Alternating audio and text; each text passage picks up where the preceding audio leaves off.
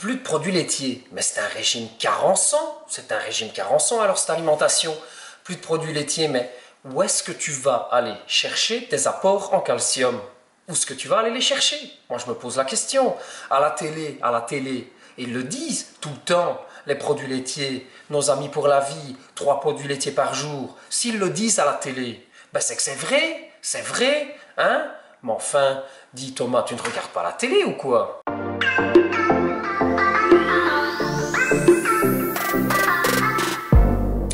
Salut à tous, c'est Thomas et bienvenue sur EvoSport. Salut à vous mes frères et sœurs Spondy, content de vous retrouver aujourd'hui pour cette vidéo qui nous concerne. Donc tu l'as vu dans le titre, on va parler des plus gros clichés, des clichés qui reviennent le plus souvent en tout cas concernant l'alimentation signalée. J'entends régulièrement beaucoup de conneries sur le sujet et voilà, c'était vraiment du pain béni pour cette vidéo. Merci d'avoir répondu au sondage sur Insta, sur Facebook et également ici sur YouTube. Donc voilà, c'est des choses dont j'avais déjà envie de parler et vous m'avez confirmé également que voilà, vous entendiez beaucoup de ces clichés. Bon, avant tout, un bref rappel. Biologiste et médecin, spécialiste de l'immunité, le docteur Seignalé a observé l'impact de l'alimentation et de certains aliments en particulier sur l'évolution de nombreuses maladies auto-immunes. Donc dans le cas de la spondylarthrite ankylosante, son régime est une réussite dans 95% des cas, 95%. C'est-à-dire qu'il y a soit rémission totale et donc disparition des douleurs, ce qui est mon cas, soit nette diminution des symptômes, donc aussi diminution de l'utilisation de médicaments. Pour résumer, ce mode alimentaire consiste à supprimer toutes les sources de gluten, d'OGM on va dire, et de produits laitiers animaux. Les modes de cuisson doux sont également à favoriser. Donc là, c'est vraiment un résumé très grossier, hein, ok ? Pour plus d'infos d'ailleurs, n'hésite pas à aller faire un tour dans la description et consulter les différents liens. Je vais également te mettre une petite vignette ici qui va te renvoyer sur les playlists du sujet. Okay, j'ai déjà développé tout ça dans différentes vidéos et articles sur mon blog. Allez, petite parenthèse ici. Donc l'alimentation signalée certes va être le fondement indispensable à ta rémission. Néanmoins, je ne fais pas que ça. Donc l'alimentation signalée, franchement, c'est plus de 80% de la réussite, ça c'est clair et net. Mais n'hésite pas à aller voir également ma vidéo des 5 conseils où je développe également les autres aspects qui me permettent de maintenir cette rémission, donc en plus de l'alimentation signalée. Voilà, fin de la parenthèse. Garde quand même à l'esprit que tout ce qui est dit dans mes vidéos n'est qu'un avis personnel, ok, y compris celle-ci et toutes les autres évidemment. Maintenant, on va passer aux clichés les plus communs rencontrés lorsqu'on tente de parler de ce régime à notre entourage qui, bien souvent, n'y connaît rien et n'a jamais jamais entendu parler d'autre chose que des véganes ou des maladies cœliaques, des malades cœliaques, hein, mieux connus sous le nom d'intolérants au gluten, et nos amis numériques ou parfois proches qui ont testé l'alimentation signalée pour une durée allant de 3 heures à 3 jours grand maximum. Donc voilà, c'est intéressant de développer tout ça.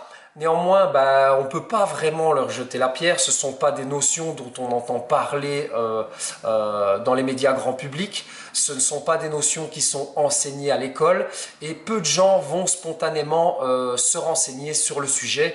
Sauf peut-être certaines catégories de personnes qui travaillent dans des milieux où l'alimentation est importante, comme par exemple les sportifs. Les sportifs seront naturellement amenés à s'y intéresser un jour ou l'autre.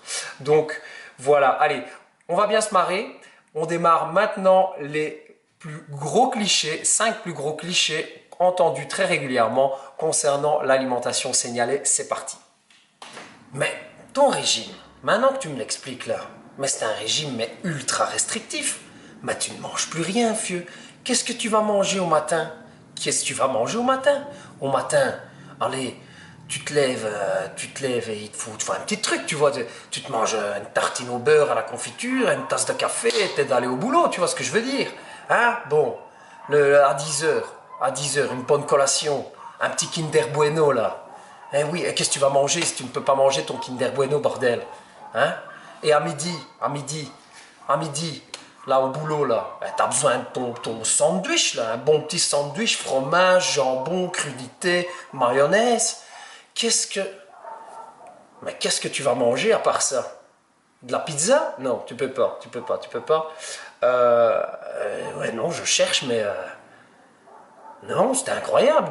Qu'est-ce que tu vas manger à part à part aller brouter de la salade dans ton jardin? Qu'est-ce que tu vas faire?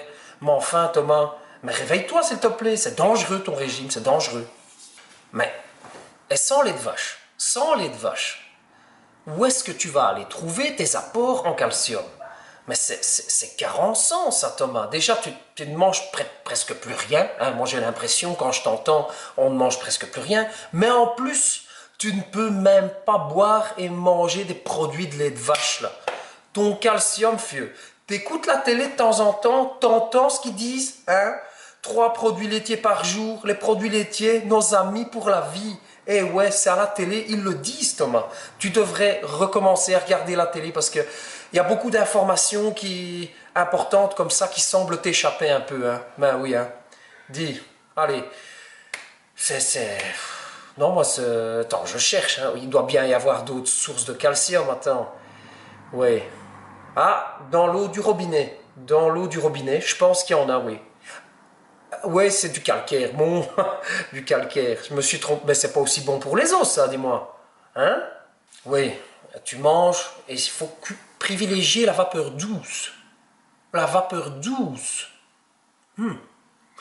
La vapeur douce. Mais c'est que tu cuis à l'eau, à la vapeur, comme ça, ça n'a pas de goût, ça manque de saveur. Enfin, je ne sais pas, il faut un peu de bon gras, là. Hein, un bon pavé de beurre dans une poêle, faire cuire un bon bout de barbac, là, une bonne fumée, un peu d'huile d'arachide, là, de tournesol pour bien cramer un peu le bordel, tu vois, faire une bonne barbac de vrai mâle, tu vois. Là, tu vas aller cuire tes filets de poulet à la vapeur douce.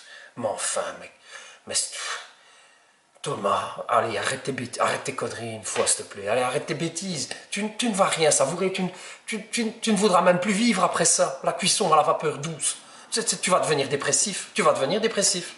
Bon, et de toi à moi, maintenant que je comprends un petit peu ton régime vegan, là, sans gluten, seignalais, voilà, seignalais, sans gluten, sans lactose. Mais Thomas, dis, entre nous, de toi à moi, mais c'est une mode, hein. C'est une mode. Ça va être passager. Dans 3 mois, on n'en entendra plus parler, hein, vieux. Mais non. Regarde, moi j'ai... Allez, Michel, un copain du boulot, là. Tu te souviens? Ouais, style-là. Eh ben, il a commencé, pour faire bien avec ce femme, hein, il a commencé à manger sans gluten, sans lactose. Attention, monsieur, fais attention. Bon, ça fait déjà quelques semaines, là. Je le vois. Elle se pense, elle est toujours aussi grosse. Il a toujours une grosse panse. Il mange du pain sans gluten, de la bière sans gluten, du yaourt sans lactose. Là, mais globalement, qu'est-ce que je lui ai dit, tu sais, pourquoi tu fais ça? Il me dit, ah oui, c'est pour un mieux-être, c'est pour me sentir mieux. Ah oui, est-ce que tu te sens mieux? Il me dit, bon, je digère un peu mieux, mais c'est tout, tu vois. Enfin voilà, je le sais, je le vois bien sur Michel, il le pratique. Et il fait ça bien, il fait ça bien, vraiment. Pain sans gluten et tout bazar là. Et ça ne change rien chez lui, Thomas. C'est une mode, je te dis, c'est une mode, c'est tout. Maintenant, attends, les choses sérieuses un peu ici une fois, viens. Est-ce qu'il y a des preuves scientifiques de ce mode alimentaire? Est-ce qu'il y a des preuves, hein? Donc, moi, j'aimerais bien savoir, parce que c'est ton médecin qui te l'a conseillé ou... Non, même pas, voilà. T'en as parlé à ta rhumatologue. Qu'est-ce qu'elle en pense? Elle ne le connaît pas. Ben voilà, c'est bien ce qui me semblait. Si ta rhumatologue ne le connaît pas, Thomas, c'est que ça n'existe pas. Moi, j'en ai jamais entendu parler. Si ça existait, s'il y avait des preuves, on en entendrait parler à la télé, tous les jours à la télé. La télé, c'est la vérité, Thomas. Hein? Bon, moi, mon médecin, il me dit de manger équilibré. Eh bien, je mange équilibré. Regarde, voilà, moi, à midi, là, un bon petit repas équilibré, je me mange 200 grammes de frites, 200 grammes de mayonnaise, avec 200 ml d'une bonne bière, tu vois. Donc là, l'équilibre est parfait, 200, 200, 200. Et en dessert, tu vois, pour avoir un petit peu de, allez, un peu de fruits et des vitamines, eh bien, j'ai 200 grammes de glace à la fraise. 200 grammes de glace à la fraise. Ou alors, c'est vrai, je me prends, hein, tu sais, Michel me dit, oui, les produits laitiers, machin, il faut éviter un petit peu. Eh bien, je prends 200 grammes de sorbet. Oui, voilà, tu vois, le sorbet, il n'a pas de lait, hein, dans le sorbet, il n'a pas de lait. Je te comprends un petit peu, hein, fieu. Ben oui, allez. Régime signalé, dit. Ah, Thomas. Et voilà, de retour du côté de la lumière. On quitte le côté obscur et on va discuter un petit peu ici, on va développer un petit peu tous ces points. J'espère que tu t'es marré, autant que moi, en tout cas, j'ai pris du plaisir à écrire toute cette première partie de vidéo. Voilà, n'hésite pas à lâcher un petit pouce et donner ton avis en commentaire, voilà. Peut-être que je recommencerai par la suite, en tout cas, si j'ai beaucoup de retours positifs. Si pas, c'est pas grave. Alors, développons les différents clichés. Alors, cliché numéro 1, je disais au travers de mon personnage que c'était un régime restrictif et qu'on ne mangeait plus rien. Alors ça, en termes de calories, vitamines, minéraux, mais vraiment pas. Absolument pas. Tu peux faire une prise de masse 100% signalée si tu veux prendre du poids. Va voir ma vidéo CrossFit Outdoor, la dernière vidéo sport que j'ai sortie. Avec la chaleur qu'on a eue ces dernières semaines, je me mets torse nu et tu peux remarquer que mes abdominaux ont disparu. Ils ont disparu sous une petite pellicule de gras, d'accord? Donc voilà, cette petite couche de gras hivernal est bien là, donc c'est bien la preuve que voilà. Tu peux prendre du poids sans aucun problème, hein, que ce soit du muscle ou de la masse grasse. Ok, donc à ce niveau-là, aucun problème. À partir du moment où tu as bien compris quels sont les aliments à favoriser et surtout où te les procurer, aucune différence par rapport à ton ancien régime alimentaire. Souvent, c'est simplement en changeant de rayon et en diversifiant un peu les magasins que voilà, tu parviens à retrouver un équilibre au niveau de ton alimentation. Donc non, ce n'est pas un régime restrictif. Du coup, on enchaînait direct avec le point numéro 2 qui était c'est un régime carençant. Cliché numéro 2, gros cliché, le plus souvent entendu. Donc, sans lait de vache, pas de calcium. Alors, retiens déjà une petite chose, je pense que tu avais compris, mais tout ce qui passe à la télévision n'est pas la vérité ultime. Encore plus, c'est encore plus le cas quand ça passe pendant la publicité. Ok? Donc, oui, les produits laitiers animaux sont une source de calcium, mais ils sont loin d'avoir l'exclusivité. Les végétaux sont également des sources de calcium importantes et d'ailleurs, ce calcium sera bien mieux assimilé par l'organisme. Le calcium d'origine végétale est mieux assimilé. Surtout si tu as de bons taux en vitamine D et en vitamine K2. Et donc par exemple, les légumes verts et les noix sont de bonnes sources de calcium végétal. Donc si tu veux plus d'infos, Google est ton ami. N'hésite pas à faire tes propres recherches. Tu vas trouver flopée d'informations sur le sujet. Alors, point numéro 3. Cliché numéro 3, la cuisson vapeur, ça n'a pas de goût. Oui, ça n'a pas de goût et on va dire surtout pour 3 types de personnes. Premièrement, les personnes qui ne connaissent la cuisson vapeur que de réputation. Ils n'ont jamais testé, jamais rien goûté. La saveur d'un aliment brut, ils ne savent pas vraiment ce que c'est et ils ne savent pas la reconnaître. Donc, et de toute façon, comme je le disais, ils n'ont jamais essayé ce mode de cuisson. Donc, fatalement, ça critique, mais ça ne connaît pas. Ensuite, les personnes qui ont le palais complètement accro au sucre et au sel.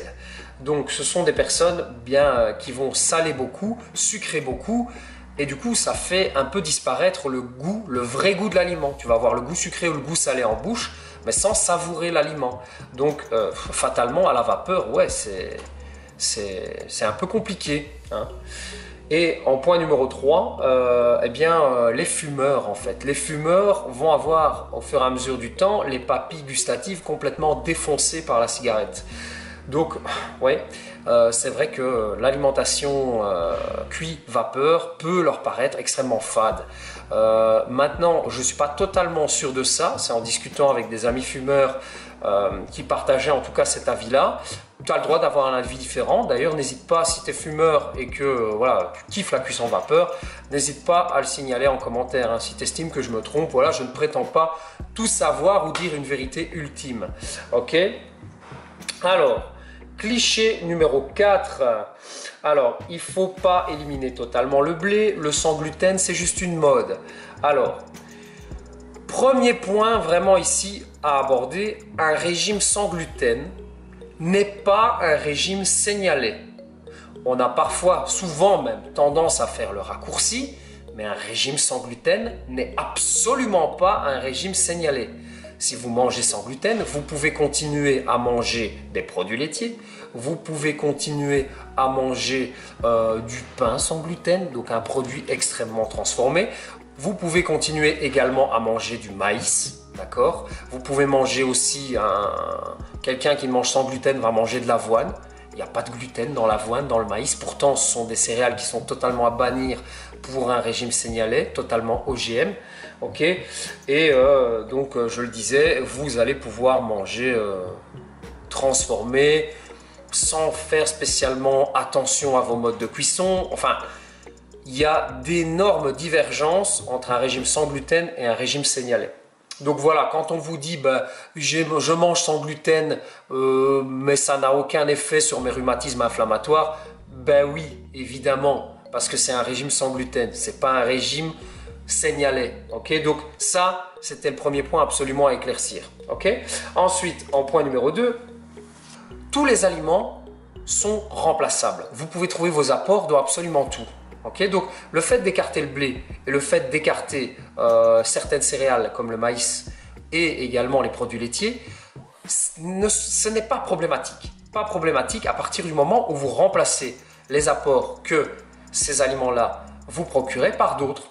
D'accord? Et ça, c'est très simple. Vous avez énormément de complémentarité dans les autres aliments. Ok, donc ça, pas de panique. Et encore, ce cliché tellement énorme, voilà. Donc le sans gluten, c'est pas juste une mode, réellement. Le sans lactose non plus. Beaucoup de gens se sentent bien mieux en arrêtant ces choses-là. Et je t'encourage à le faire si tu ne t'es pas encore mis à l'alimentation signalée. Ce qui nous amène au point numéro 5. Il n'y a aucune preuve scientifique sur l'efficacité de ce régime. Eh bien, c'est faux. C'est faux. Va en description. Va lire les différents témoignages déjà visibles qui ne sont pas spécialement que de mon site internet d'ailleurs, hein, d'accord. Tu peux trouver ça également sur les sites web de quelques médecins que je t'ai mis, que je t'ai notifié déjà en description. Donc tu peux déjà lire énormément de témoignages sur cet arrêt du lait, cet arrêt du gluten qui fait que les gens avec des rhumatismes inflammatoires ou pas, même pas, se sentent mieux dans beaucoup de situations, d'accord, notamment avec leurs douleurs et leurs symptômes. Mais pour revenir vraiment au vif du cliché, si, il y a bel et bien des preuves scientifiques. Je t'ai à nouveau mis en lien un article du blog de Jacqueline Lagacé, médecin et qui avait écrit un livre sur le sujet, un premier livre que j'ai lu sur l'alimentation signalée d'ailleurs, que je te recommande. Et donc voilà, elle met en corrélation des preuves scientifiques et l'alimentation hypotoxique du docteur Jean Seignalet. Je ne le développe pas ici, si tu es intéressé, n'hésite pas à aller faire un tour, je le répète, dans la description et tu verras que des preuves, il y en a. Par contre, c'est vrai, on n'en entendra pas parler de manière générale. Ça, c'est clair et net. Jamais on en entendra parler. Et globalement, ce qu'il faut bien se dire, c'est que les recherches scientifiques sont bien souvent financées par l'agroalimentaire et les lobbies divers, style produits laitiers et tout le tralala, et également le secteur pharma. Big Pharma finance beaucoup également de recherche scientifique. Ces lobbies, ces énormes lobbies n'ont aucun intérêt à financer une étude qui va leur mettre du plomb dans l'aile pour absolument toute leur entreprise, tout leur, comment dire, je m'exprime mal, excusez-moi, mais tout leur produit en fait. Une alimentation qui va justifier l'usage de moins de médicaments. Ça n'intéresse pas Big Pharma. Une alimentation où on va consommer beaucoup moins de produits laitiers, voire pas du tout en fait, et plus du tout de blé. Ça n'intéresse pas l'agroalimentaire. Donc pourquoi irait-il financer des études sur l'alimentation en général? Non. Tu vois, donc voilà, encore un argument, c'est tout. Mais des preuves scientifiques, il y en a. Voilà. Bon, j'ai fait un petit peu le tour de ce que je voulais dire aujourd'hui. La vidéo prochaine, on débattra, une des prochaines vidéos en tout cas, on débattra des difficultés rencontrées avec les débuts pour l'alimentation signalée, par exemple la difficulté de remplacer des aliments et de bannir certains aliments. Il ne faudra pas toujours chercher à remplacer, enfin voilà. Je t'en dis pas plus, on parlera des difficultés en général et on développera ça dès les prochaines vidéos.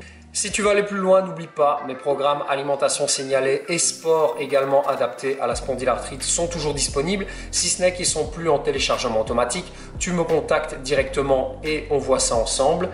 Et comme je l'ai dit, à très bientôt pour la prochaine vidéo. Salut!